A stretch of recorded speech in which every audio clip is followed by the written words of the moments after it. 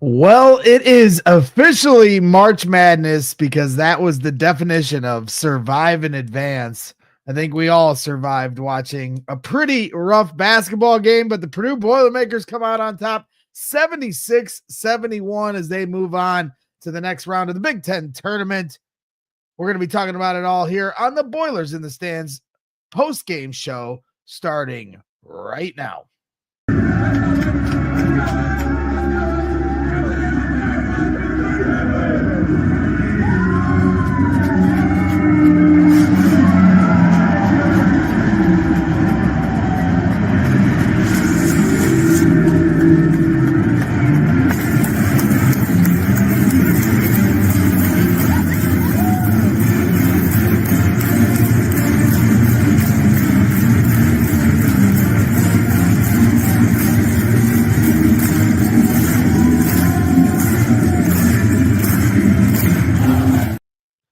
Welcome back to the Boilers in the Stands post-game show. I am your host, Greg Braggs Jr. Alongside me, as always, is Joe Jackson. Craig Bowers is working hard at Gamebridge, where the Purdue Boilermakers come out on top 76-71 over the USC Trojans, who come all the way across the country, play in double overtime last night, and then make the Purdue Boilermakers gut it out for a full 40 minutes, and somehow the Boilermakers were able to find a win. So Craig is going to do his work and then head back home. So Joe and I will handle things for tonight. So Joe, my instant reaction to this game was, boy, was that ugly. That was one of the uglier basketball games I've seen all year. And so I have some different thoughts on it, but I want to give you the floor for your interaction because I know you were in the building and now you've made it back to your humble abode. Yeah, I mean, it's March. Like you said, it is survive in advance. You are who you are at this point in the season. Yes, there are things we can critique and in theory they can improve on, but like you are who you are. And at this point, you throw a lot of that stuff out the window. And the question more becomes, how do you answer this one specific question for these 40 minutes? If you do it, you survive and you advance. If not, you go home. And Purdue was able to do it just well enough. Cam Heidi was awesome today. Probably his best game of the season. 9 points. I think 11 rebounds is what he ended up at as well.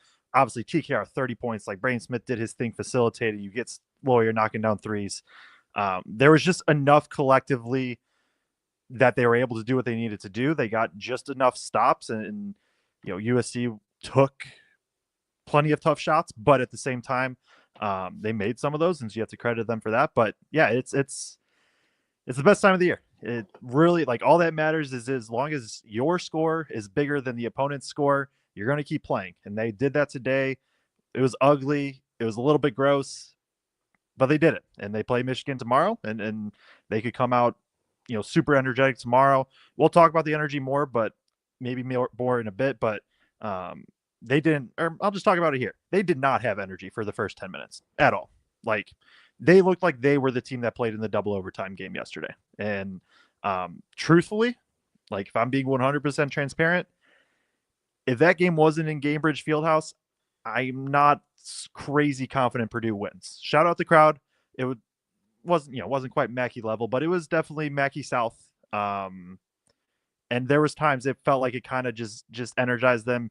Painter talked about it. TKR talked about it. Like, they were just flat for the first 10 minutes. Heidi comes in, makes some plays, kind of gets them going, and they're able to get it from there. But yeah, that's the energy specifically. You can't have that in March for the first 10 minutes of the game. Well, I'm surprised you said that the crowd had energy because on the television broadcast, it didn't really translate that way. And I know that for you guys, where they had the media spillover area, you guys were more up top, closer to like the middle range of both tiers, the lower tier and the upper tier. We only get to see the fat rats and the corporates at the bottom. And then, of course, the family sections who certainly get into it behind each bench. And I know Purdue's family section always brings it. But there was just a smattering of, you just didn't see gold and black as you're watching the television broadcast. Like, there was like a lot of red, there was a lot of different colors. So, and that's how it goes in tournament play. So it's good to hear that the Purdue fans showed up, because there needs to be another big showing tomorrow night against Michigan, right? Yeah. And it's a Friday night. Tonight's a Thursday night. Okay, it's a work night. It's a school night. It's a late night.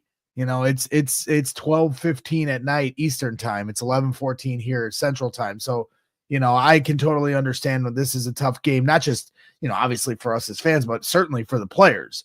So when you talk about low energy, I thought that was interesting, because I think on its surface, when you watched last night, unfold, and USC goes to double overtime, somehow, some way beats the Rutgers, and somehow pulls out a win, gets to double overtime. You're like, ooh, advantage Boilers. This team had to play till midnight, and now they got to play again. But then I think there is the other opposite of the coin there, where USC got their feet under them a little bit. They kind of got the lay of the land, a feel for the game on that floor. And Purdue, now they haven't played there yet. I know they've played there before. I understand that. For anyone who's like, they play there all the time, I get it. But it's just in this weekend setting. And now you're waiting until 9:00 at night for tip-off of this Eastern time. And so they not only looked flat energy-wise, but they just looked rusty overall, like they just couldn't find their rhythm. And typically, Matt Painter talked about it after the game, typically they come out pretty hot shooting, and they just could not find that.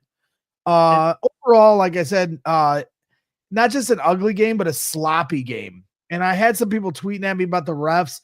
I'm sorry, the refs did not create this game being sloppy. Both teams were playing out of control. All the fouls and the whistles. There was a point in the game where it was like 17-16, and then it gets to 20-19. And I think it took 45 minutes to get there, because of all the different whistles and stoppages of play and reviews. And is this a flagrant? Is that? And that first half just moved at a snail's pace.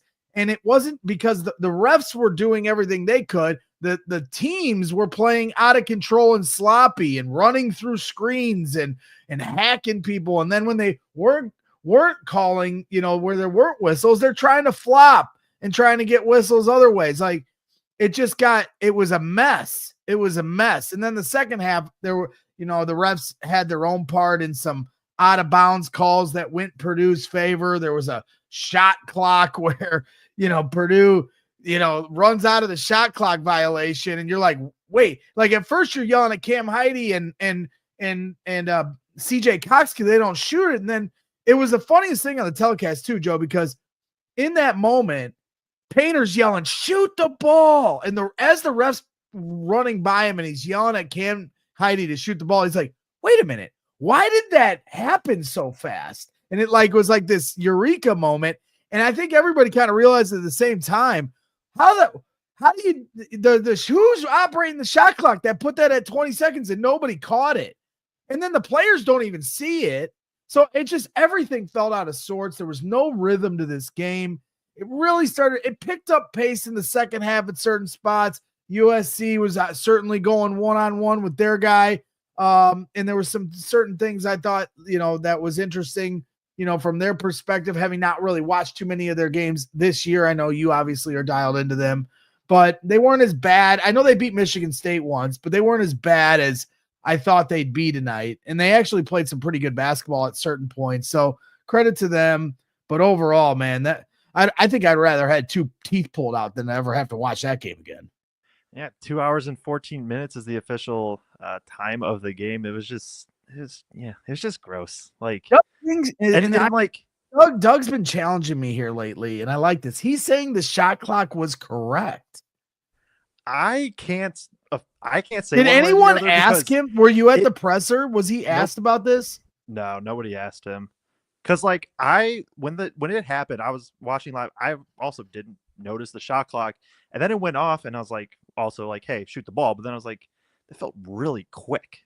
I don't know. I could go back and watch and give an answer. But yeah, Jeff Parks is saying they said if the double dribble happens in the backcourt, the shot clock is supposed to be set to 20. If that's the rule, that's the rule. That feels like a very dumb rule. But if that's the rule, then it's a change of possession. Yeah, like that's really interesting. Because if you steal it from them, it's going to reset to 30. Right. I mean, yeah, that's interesting. And Doug's a ref aficionado who's been, me and him have been having some hearty debates in DMs on Facebook since my meltdown after the IU game over the officiating. So I always appreciate him keeping me honest. So he says offensive possession in front court is 20 seconds. So maybe it's that way too.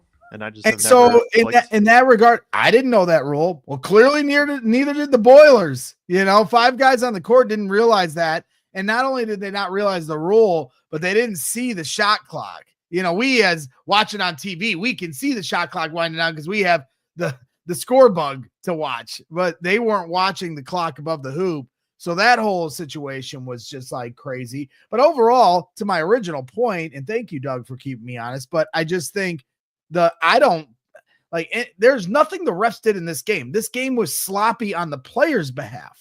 Like all these guys had 2 fouls going into halftime, and all these players were in foul trouble at the end of the game because of themselves. Everybody was playing way too out of control tonight. Yeah, and it was just that 10 minutes, first 10 minutes especially, you're just right. Like Purdue ended up with 10 turnovers. I'm going to look now. I bet 7 of them were in the first half. 9 of them in the first half. 1 turnover in the second half. That's a big difference where they finally got under control.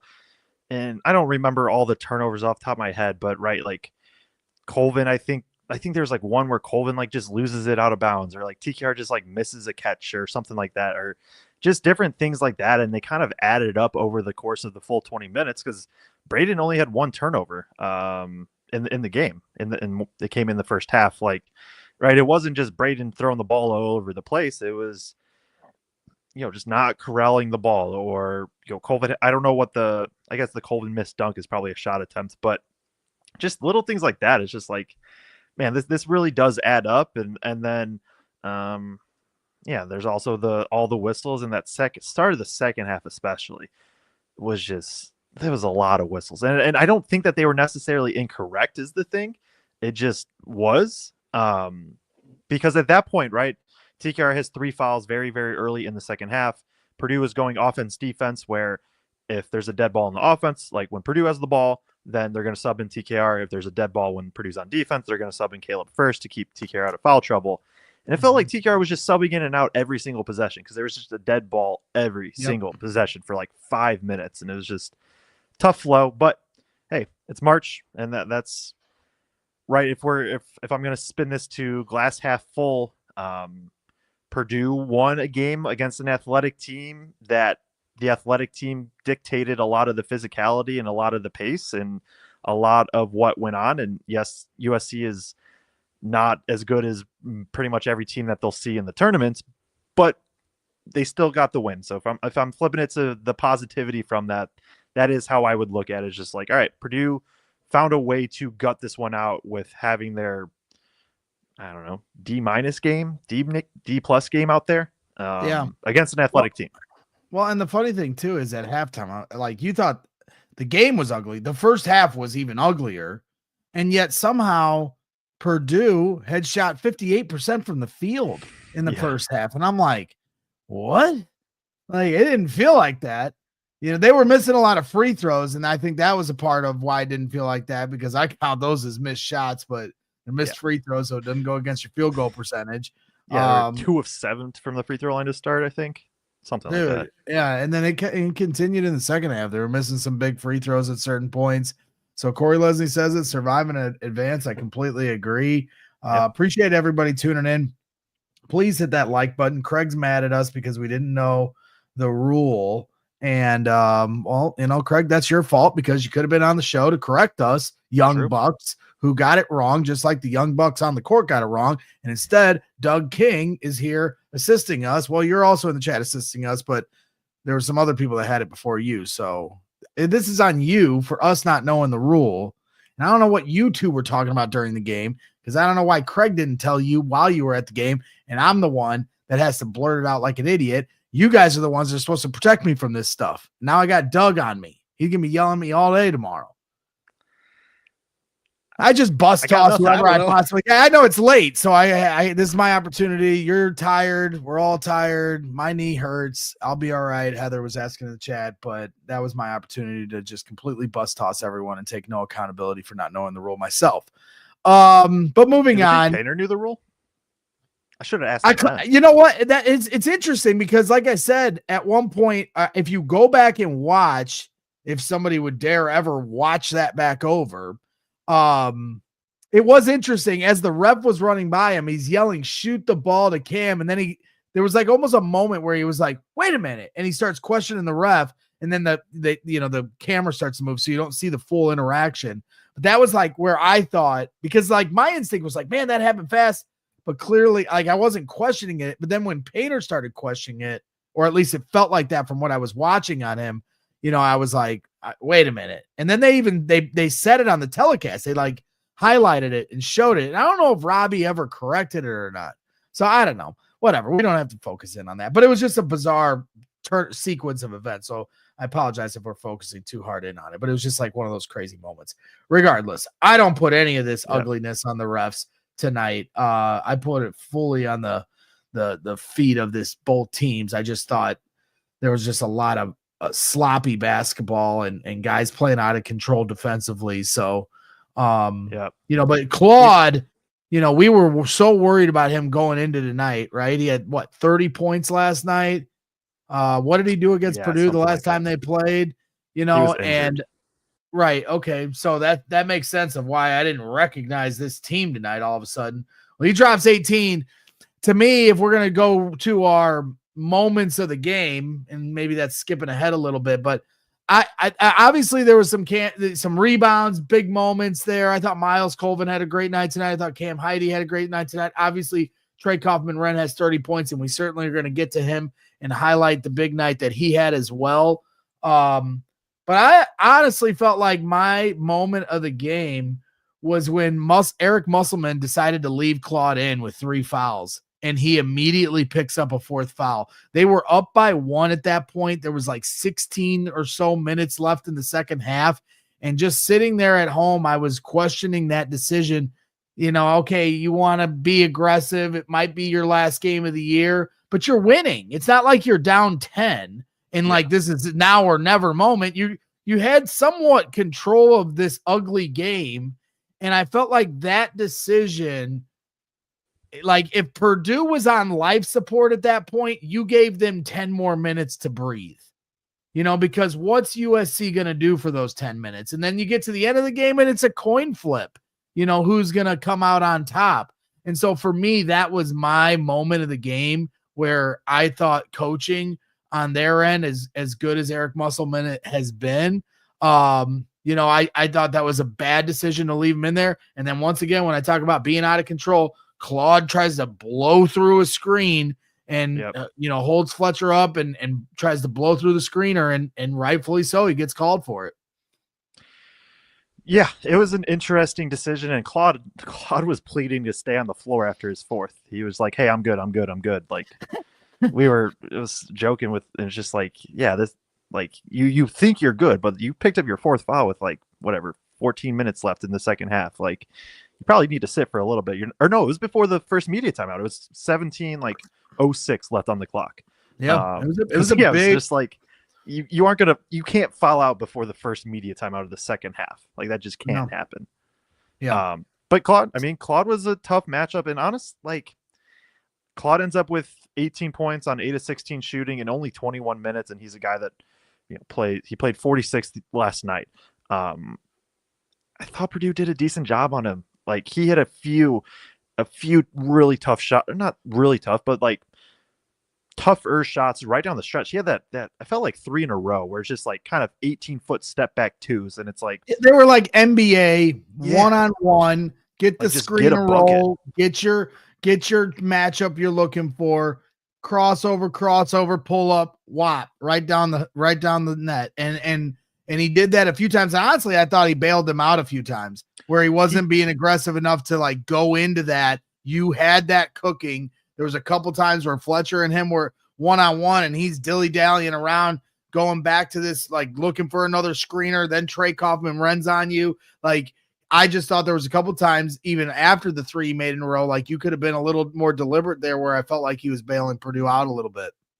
No, I'm with you, especially when like TKR was in the game and he had 3 fouls. Like I thought Claude probably should have just went at him a bit more, but also Purdue was trying to clog up the paint, specifically like kind of near the block areas, and that can be intimidating to try to drive into regardless of who you are. So there is that too. I do think, like, I thought Coven did a decent job. I thought Heidi, when he got switched, did a pretty good job on him.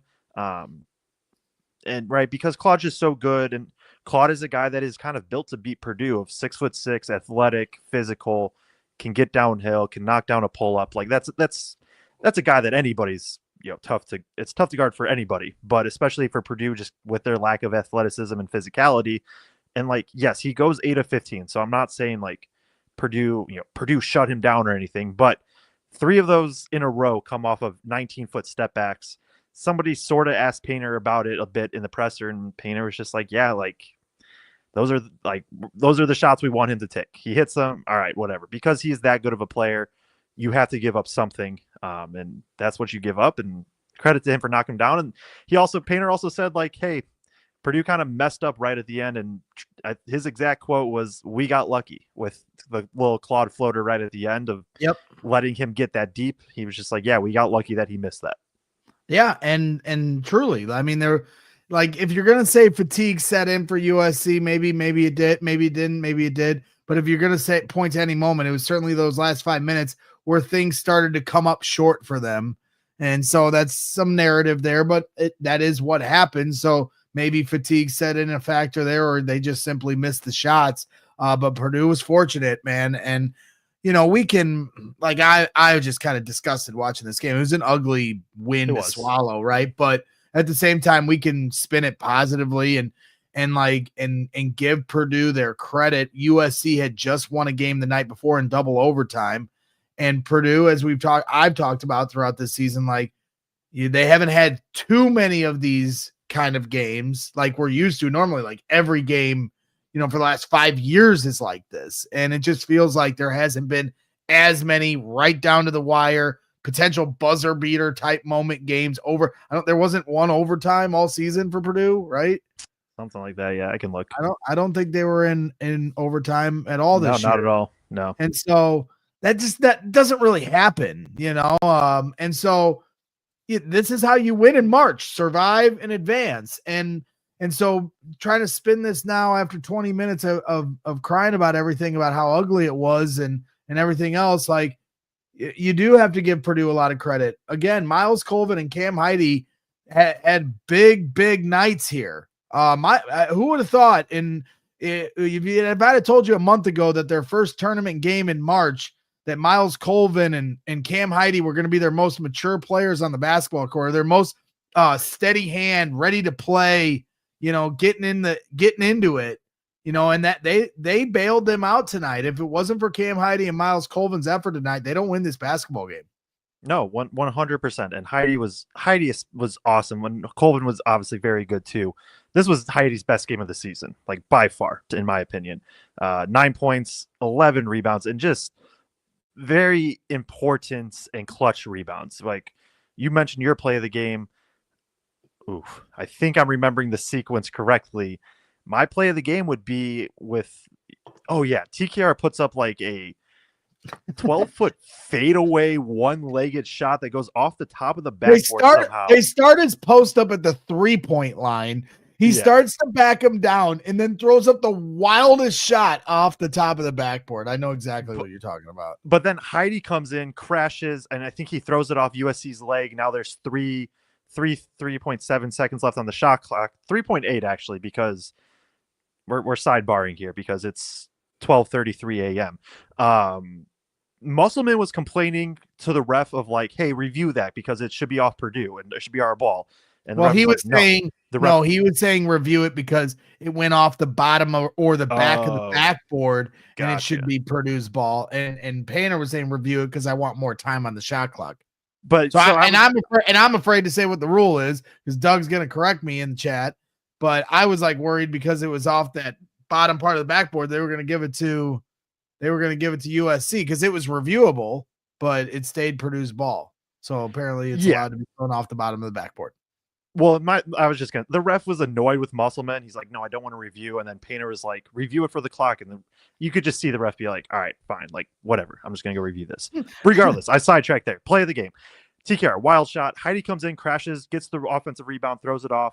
And then from there, TKR is able to draw a foul on the inbounds pass with 3.5 seconds left on the shot clock. I believe he even knocked down both free throws. And that swung it, I believe, from a USC 2-point lead to a tie ball game. If that Heidi rebound doesn't happen, USC goes down and scores.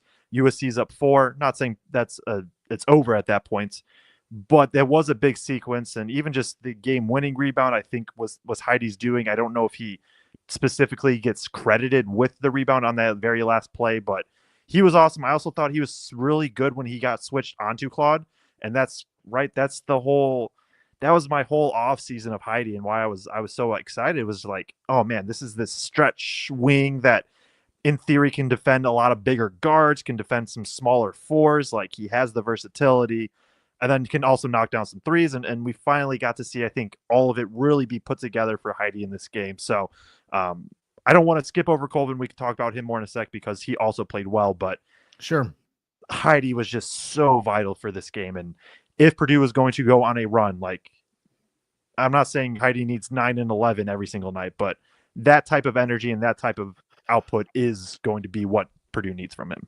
Well, and when in the first half where it just was moving at a snail's pace and there was all these reviews and Purdue was completely out of sorts and they go down 10 and you're like, oh boy, like this is getting ugly. For a second, you're kind of like, oh, whatever, they'll be fine. And then all of a sudden they're down 10. You're like, they better wake up. And they weren't passing the ball. Like, there was a point, I'm telling my wife, I got my mom and my aunt over. I'm like, at one point, Trey Kaufman-Renn's got a double team on him and he's trying to force it. I'm like, pass the ball. If you got a double team on you, somebody's open. How many times does Painter say it's a simple sport, guys? And so finally, at some point, the light comes on and they start passing the basketball and they kick to the corner and Heidi hits a big 3 to start it off. Yeah. And then they finally just kind of unlocked a little bit there. And then in the second half, I think for another big moment for Heidi was where I thought Fletcher Lawyer was going to pull the trigger. And then he kicks to the corner to Cam Heidi, who knocks it down. And as a fan, you might be questioning Fletcher kicking that because you want him to take that shot at least throughout the year. And instead he kicks it to the corner because it's the right pass to make. And Cam, gives him, the credit that, or at least, hey, Fletcher trusted you and, he showed him why and knocked it down in the corner. So that was a big couple moments there for Cam Heidi in the first and second half. Big night for him. Shout out to him. There's a couple times where he got hesitant, probably could have pulled the trigger. But overall, just a great night. Yeah, 100%. Yeah, like you said, he still did hesitate a couple times, and right, especially with how USC was playing defense against Purdue, they were they were saying, hey, Cam Heidi, hey, Miles Colvin, CJ Cox, like whoever is standing in the corners offensively, we dare you to beat us. And Heidi eventually worked through it and got there. But he was a little hesitant early. It was worrisome, but got kind of through that and worked through it. Colvin is not afraid to put up shots, which isn't a bad thing by any means. But they got to work through it because USC was just putting 2 on the ball defensively. It wasn't like a blitz. They weren't like trapping, but it was basically like, hey, you have to pass the ball, Braden Smith. And when TKR wasn't out there, then it becomes a lot of, well, who exactly is he passing to? And like you said, Heidi hits a big one. He hits a couple big ones. Colvin knocks a couple. Lawyer did his thing where he ends up with 14 points and just is a net positive for Purdue, as he is pretty much most nights. So Colvin is the other guy. I know you talked about him. I'll let you kind of. Well, they're always kind of a package deal, right? Yeah. And it's less about like production or a big shot or anything. Just his awareness and alertness on the court. There's a couple times where he's kind of shading defensively, as they're playing their typical defense where they close and trap in the corner, and then he recovers and goes back. And he just was on his toes that entire during some of those sequences where he's disrupting the play and the execution for USC because of his length and because of his intensity to stay with his rules and execute the defense they were trying to run. And so just from that regard, like when a player really starts to get it in Matt Painter's system, and he understands his responsibilities on both ends of the court, that's when his minutes start to go up. And that's where you really start to see a guy shine. And so I always love that when they kick it to him, he's always ready to pull the trigger. It makes the defense close on him. And he's been good about not always pulling it. And I don't mind when he does pull it, even when he's got a hand in his face, because he elevates and he's got good form to his shot. But there's times where he's disciplined about it and kicks it around. Like I'm at a point now with Miles, like there's never a point where I'm like, calm down, get it to Braden. Like I trust, just from feeling it and watching the game, I trust that he's going to do the right thing more times than not lately. So nothing really that specific. I couldn't believe that alley-oop dunk didn't go down. That was crazy. But outside of that, like it was, I just love the energy and effort that he continues to show and on both sides of the court. So go ahead. It was just to quickly add on, it's similar in the Heidi vein as well. It is like Purdue is going to need both of them at certain spots. You need at least one of them every game to step up in various ways. I thought Colvin's defense on Claude also was solid.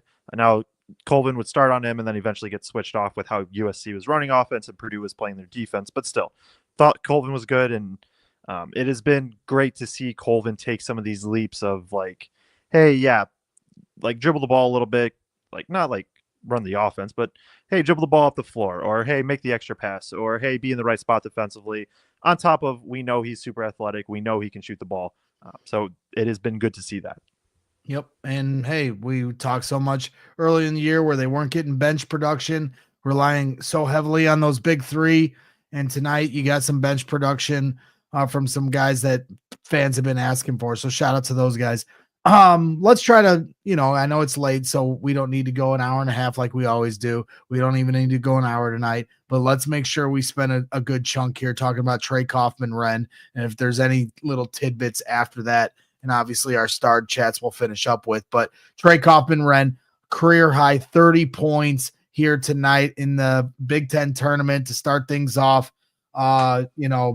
He, even after the game when he was interviewed on the Big Ten Network, he said he didn't realize that he had 30. So you can tell, there was obvious. Yeah. Because just like the game, man, does he have to grind it out to get his, to get his 30? He got in his bag at one point in the second half, but the first half, obviously through foul trouble and everything else. And I know one of the starred comments that we had in here was from Steve Tater Swingle saying masterclass by Painter, keeping Trey Kaufman-Ren out of foul trouble. And again, when you look at Eric Musselman and their best player and the situational decisions to keep him out of foul trouble or not, and gets him into four, Matt Painter did a really good job of keeping Trey Kaufman-Ren out of foul trouble, even when he was clearly visibly frustrated throughout the game. And Trey was able to continue to, and he took to the fight too, because who was the big man, number 33 for USC, that really provided a spark? What was Josh it? Cohen. Yeah, Josh Cohen. He was providing a huge spark for USC in the first half, and he was letting everybody know about it, the players, the fans, and everybody. And I thought at one point it was going to get chippy. And instead of Trey Kaufman-Ren taking that frustration and turning them into fouls, he turned them into response points in the first half and in the second half, and put those guys to work. Couple spin cycle moves, couple patient pumps, easy layups, drop steps.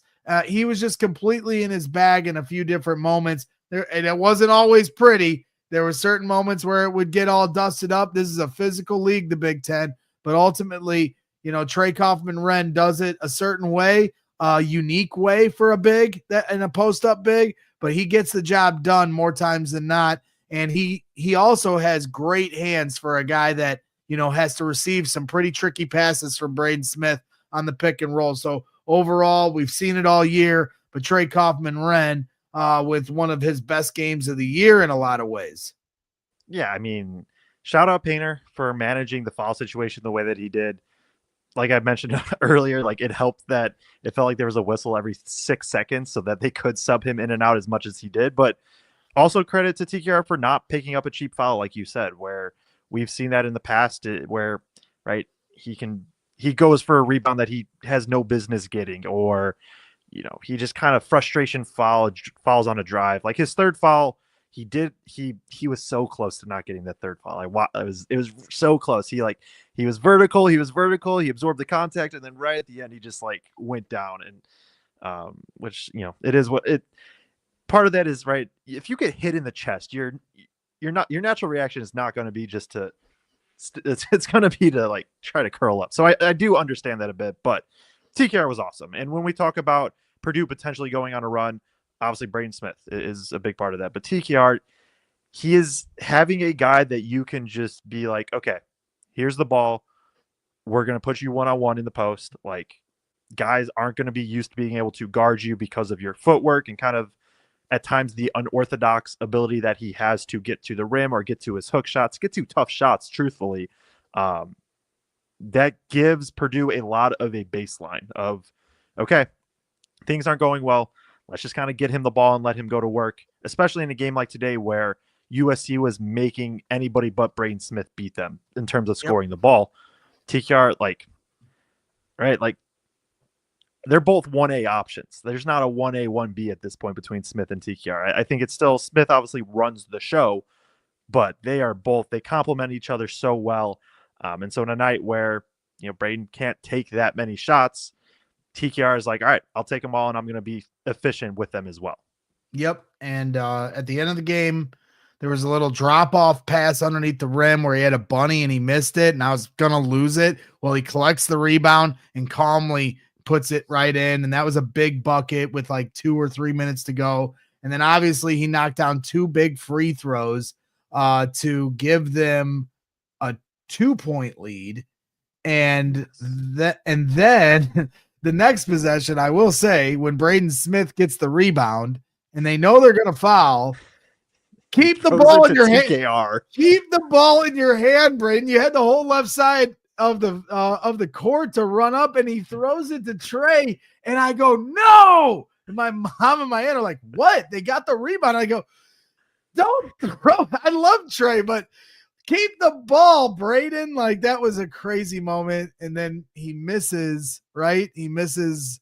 I think he missed one. I think he split. Yeah, right. Or did he miss the one? I mean, it's late, guys, so I apologize. I know this isn't, the shows you guys are used to with Kraig and Joe typically, but it is late for both of us. It's later for Joe, so I don't have as much of an excuse. Yeah, he split, and then they come back down. So, they found their way. They battled through. So shout out to them. Doug King here adding in as he's my new ref aficionado and very level-headed, so I appreciate Doug. And I know he's going to be busting my ass if I'm going to be as critical as I am as the refs. And my full display of my lack of knowledge of the rules tonight is just is damning on my behalf, and I have to admit that. But it's late; nobody will see this show, so I'll admit it here, and it'll just be between us girls. Doug King says TKR is difficult to officiate on both ends of the floor. His screens are all marginal, and he uses way too much of his arms and hands to defend. I agree. I agree with all of that full-heartedly, but I think he did his best to stay out of it today. There was a point very early in the game where he was like trying to reach outside at the top of the key. The game was like 2 minutes in, and I was like, stop reaching, just play defense. We're 2 minutes into the game, dude. Like, relax, but that's just the way he plays, and you're right. Like, they've kind of gone into Edie mode with him. Like, when their going gets tough, throw it into Trey and let Trey get going. And that paid off here tonight. But to transition as we have, tie this thing up with a couple more things, the going gets tough. Let's get Trey going, but they also got to get Braden Smith going.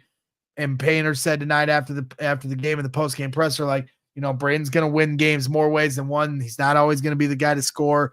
They highlighted it on the telecast, the way they were defending Braden Smith, not letting him get to the hoop, forcing him to take the skip pass where they were trying to not just deny Braden getting to the hoop, but to not deny that drop off to Trey Kaufman-Ren, which then forced them to have to kick out to Fletcher Lawyer, to Cam Heidi, to Miles Colvin. And to their credit, those guys were knocking down those shots. So, that you need that, right? If they're going to try to take Braden out of the game like that. And I also will say at the end of the game, because I know one of our guys here, Jason Depew, says my play of the game was Braden's driving layup after missing his previous layup.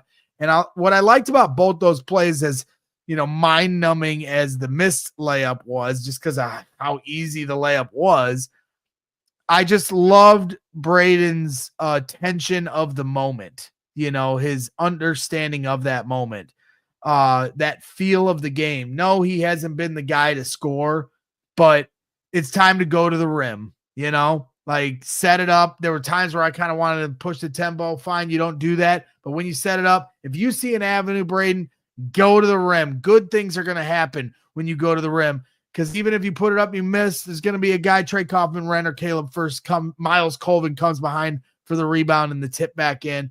And I trust him to make the right play, make the right pass, make the right shot.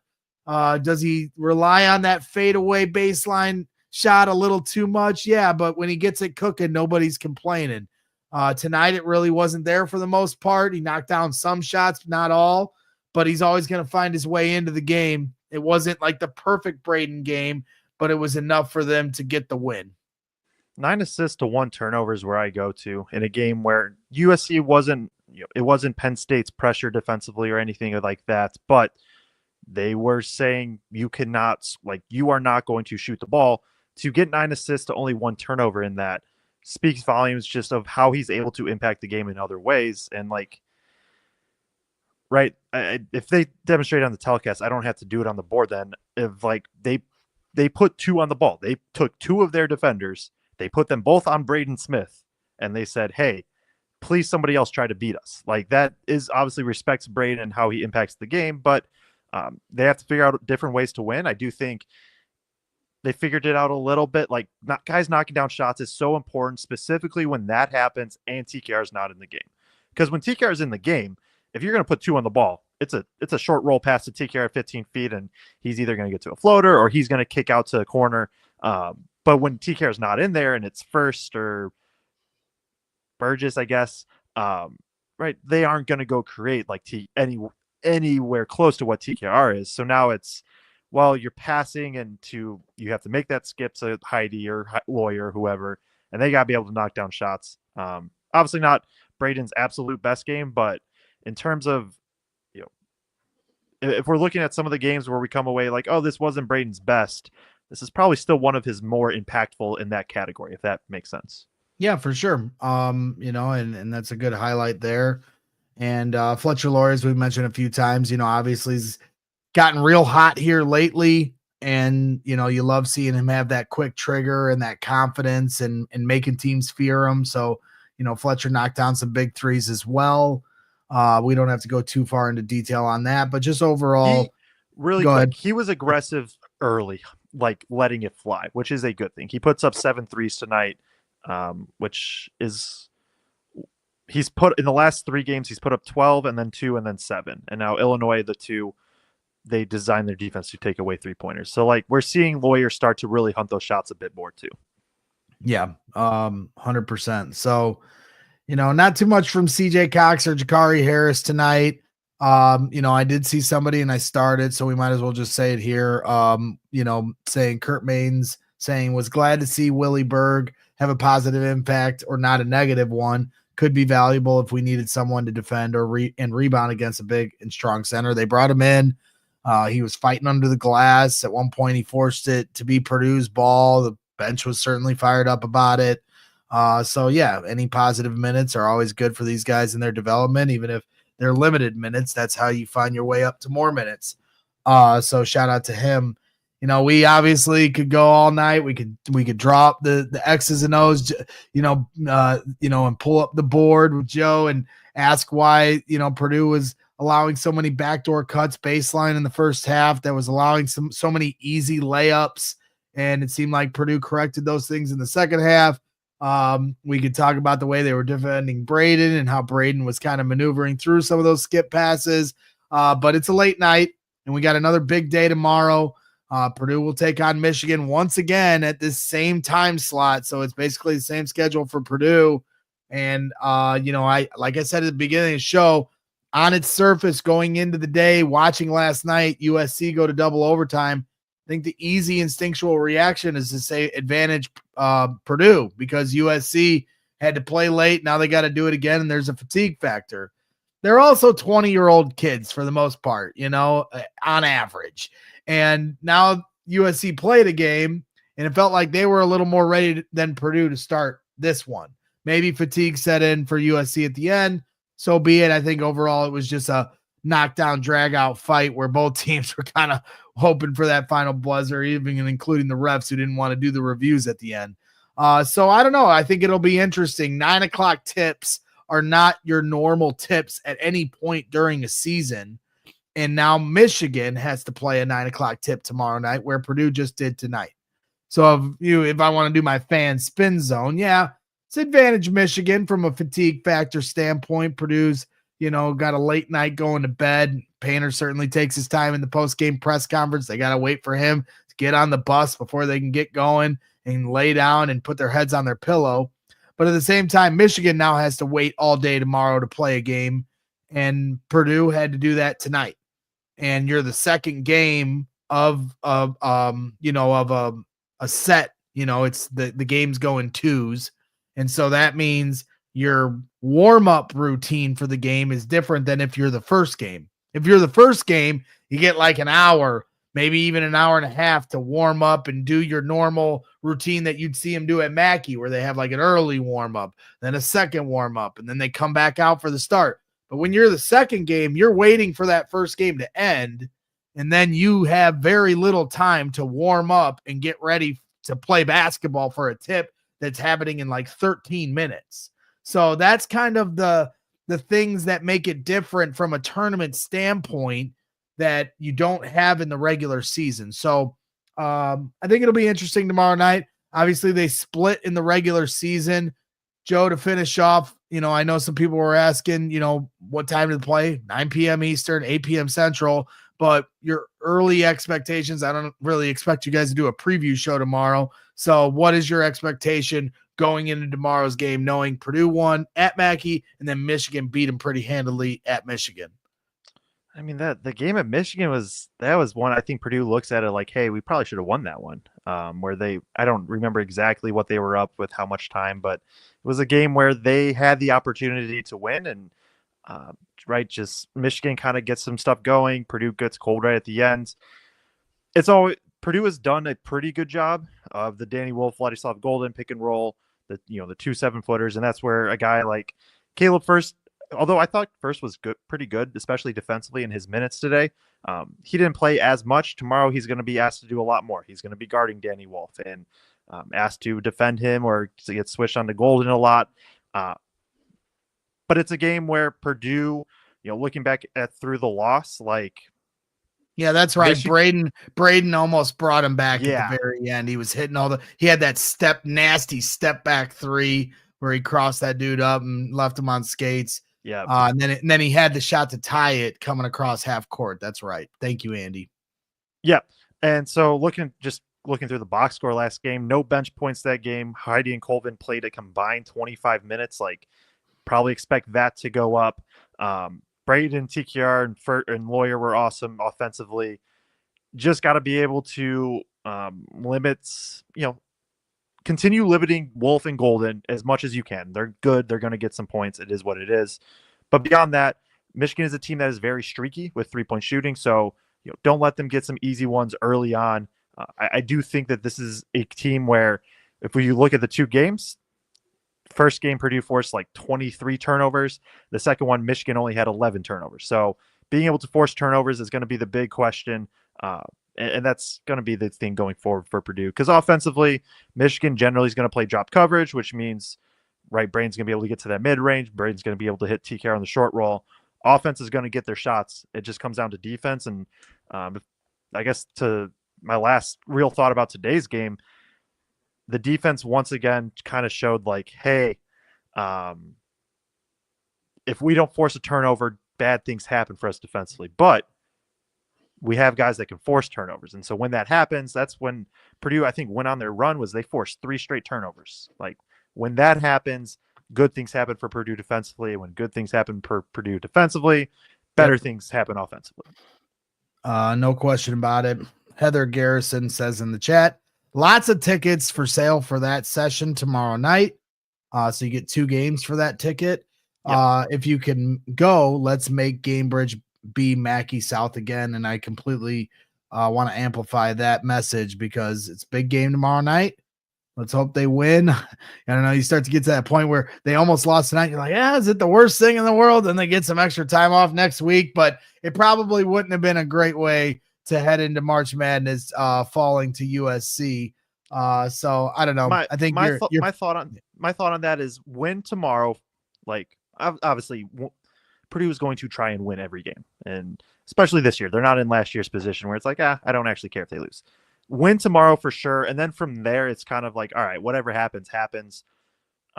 We can get this into the starred comments if it's still there. Jack Carey 31 says the positive for today is that Iowa State and Texas A&M lost. Let's root for Oklahoma to beat Kentucky. We need that 3 seed, and that's where Purdue is in the spot. They got to get some wins if they want to jump to that 3 seed.